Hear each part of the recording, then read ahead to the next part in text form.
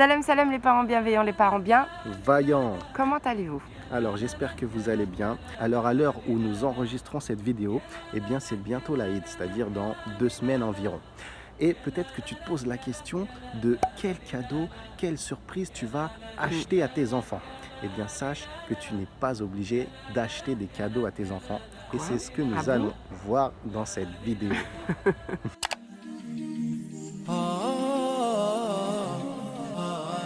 Alors donc, l'Aïd approche et toi, tu souhaites marquer le coup, tu souhaites faire de cette fête un événement qui va rester gravé dans la mémoire de ton enfant.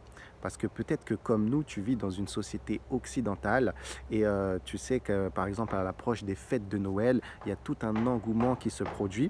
Et nous, ce qu'on souhaiterait en fait, c'est que notre religion fasse vraiment figure d'importance aux yeux de nos enfants. Et donc, on est un peu en quelque sorte en concurrence avec les fêtes occidentales. Et donc, il faut pouvoir marquer le coup pour ces fêtes de l'Aïd.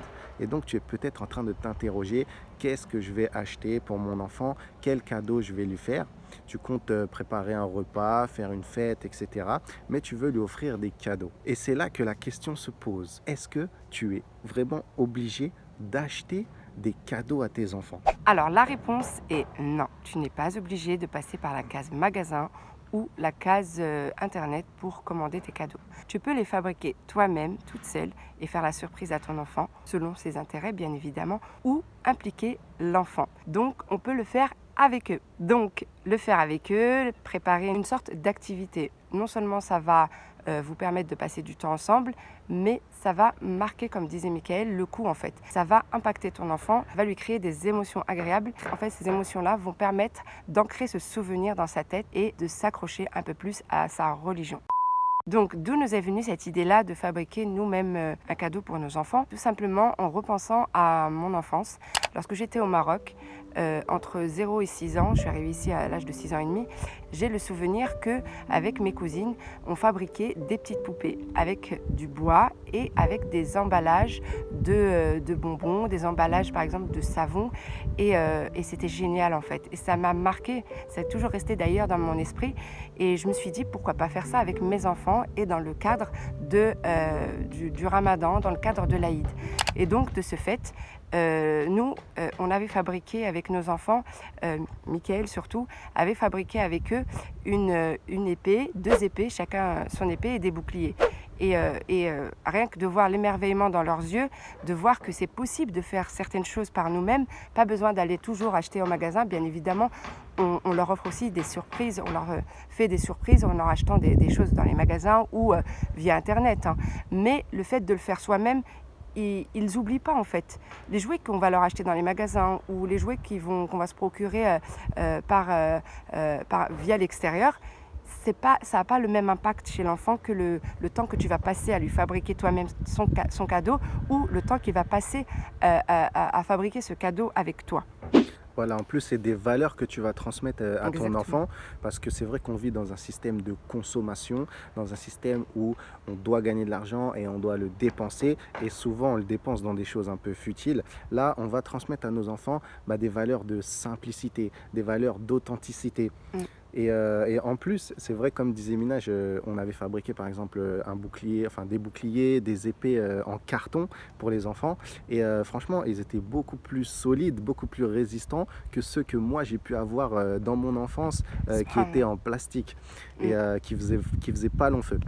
Et en plus, si je peux rajouter, c'est que les enfants, quand ils ont des jouets, par exemple, qui viennent de l'extérieur, lorsqu'ils n'ont pas participé à l'élaboration, à la fabrication de ce jouet-là ou de ce cadeau-là, eh bien, ils ont tendance à moins s'y attacher en fait. Et donc, ils peuvent le délaisser plus vite.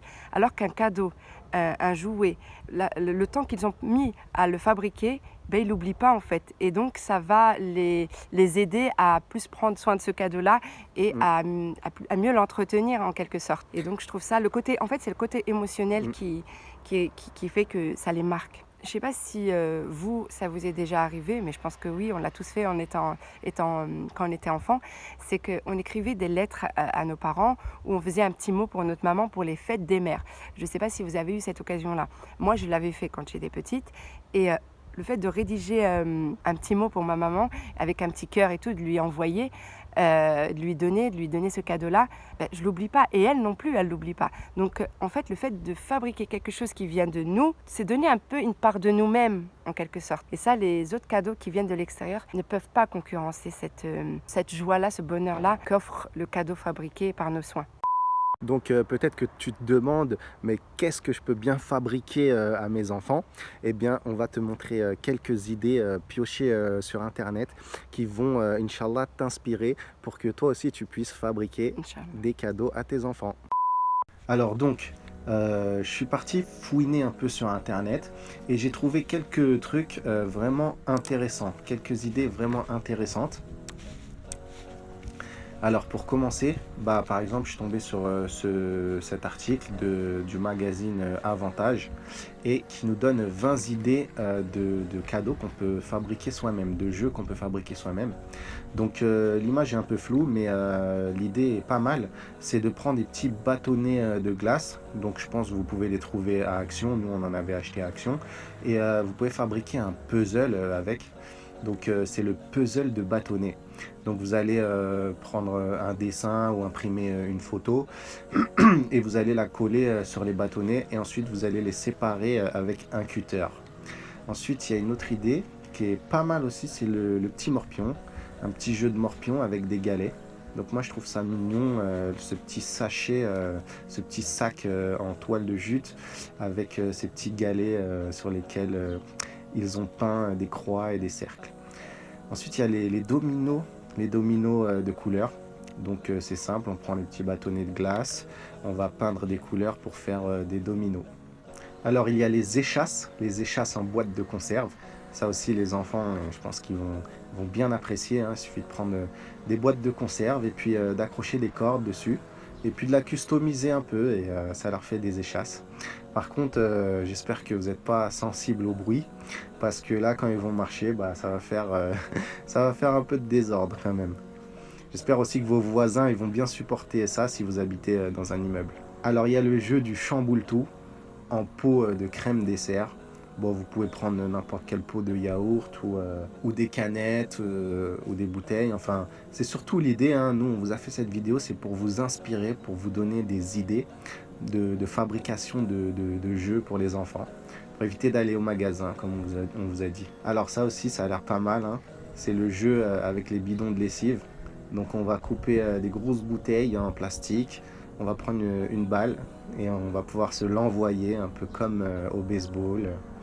Donc ça aussi, l'enfant, je pense qu'il va bien apprécier. Alors il y a ça aussi, je trouve c'est pas mal, c'est le labyrinthe avec une boîte à chaussures. Donc ils ont pris une boîte à chaussures. Ils ont fait en fait un espèce de petit parcours en collant des pailles. On peut coller des pailles, on peut coller des petits bouts de bois en fait pour faire le labyrinthe. On a ensuite les marionnettes en chaussettes, donc classique, hein. Mais voilà, ça peut avoir son effet chez les jeunes enfants.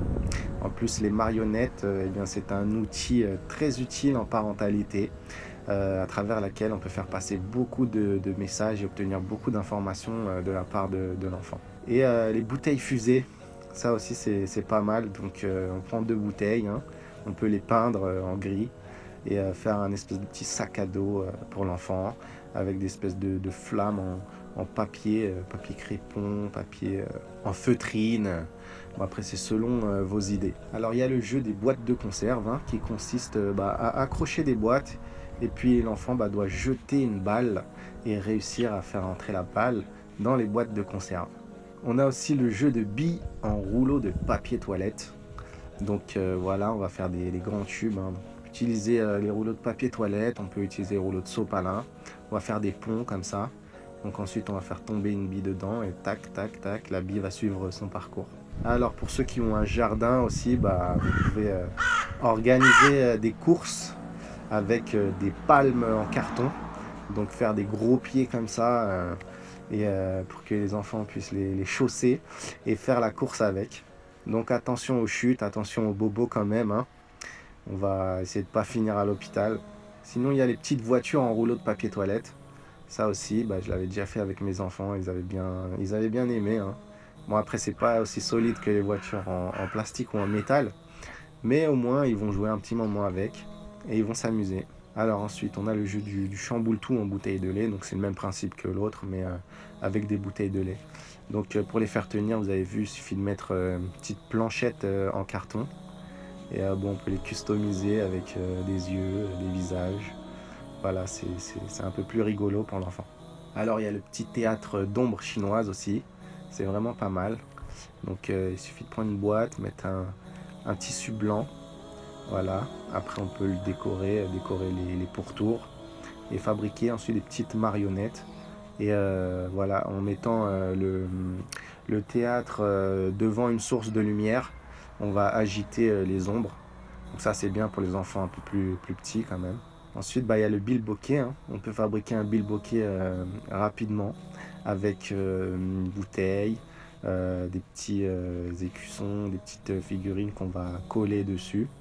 Et regardez, là, ils ont fait ça avec la petite opercule de Kinder dans laquelle on range le jouet, du Kinder Surprise. Voilà un autre modèle de morpion avec des galets, hein. Donc après, c'est selon l'imagination. Alors, il y a d'autres jeux aussi que j'ai beaucoup aimé sur le site Môme par parent. Là, par exemple, bah, on peut fabriquer des ustensiles de cuisine, hein. Là, en l'occurrence, c'est un robot pâtissier. Donc si vous allez sur le site, vous verrez, il y a tout un tutoriel pour fabriquer ce robot pâtissier. Il y a une autre idée aussi que j'ai beaucoup aimé. Bon, ça c'est des échasses aussi. Mais il y a une autre idée que j'ai beaucoup aimé. C'était celle-là, surtout bon, parce que moi j'ai deux garçons. Nous on a deux garçons qui font du foot. C'est de fabriquer un terrain de foot en fait dans une boîte qu'on va customiser, hein, en la décorant. Et en fait, le but, c'est en prenant deux pailles, les enfants vont souffler sur une petite boule en coton ou peu importe, une petite boule blanche. Et ils vont essayer de se mettre des buts. Ça, j'ai montré ça aux enfants et ils sont vraiment déterminés pour le fabriquer. Donc, il y avait quoi d'autre comme idée? Ça, je trouvais que c'était pas mal aussi. Un microscope, vous voyez, avec une bouteille en plastique et différents objets, voilà. Donc c'est pas un vrai microscope, mais ça peut avoir son effet. Donc vous verrez sur le site, il y a tout le tutoriel. C'est assez simple à fabriquer, hein. Il suffit d'avoir le matériel et un pistolet à colle, et du carton, des ciseaux et ensuite c'est assez facile à réaliser. Alors il y a le jeu de chasse-souris, hein. Vous connaissez peut-être ça si vous êtes déjà allé dans une fête foraine. Donc vous savez quand il y a la taupe ou la souris qui apparaît, et on doit taper sur sa tête avec un marteau. Donc là aussi un tutoriel pour fabriquer ce jeu. Donc ça va être avec une boîte en carton, des bouteilles en plastique, des petites baguettes en bois.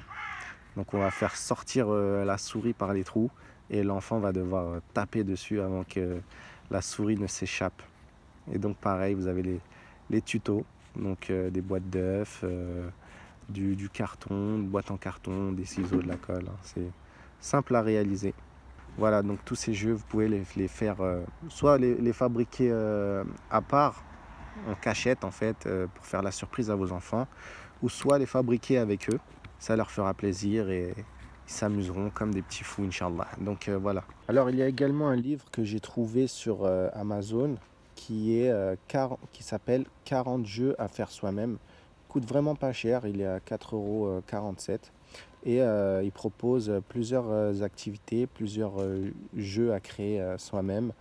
Et bon, il n'y a pas beaucoup d'évaluations, mais les deux évaluations qui ont été laissées, franchement, elles sont positives.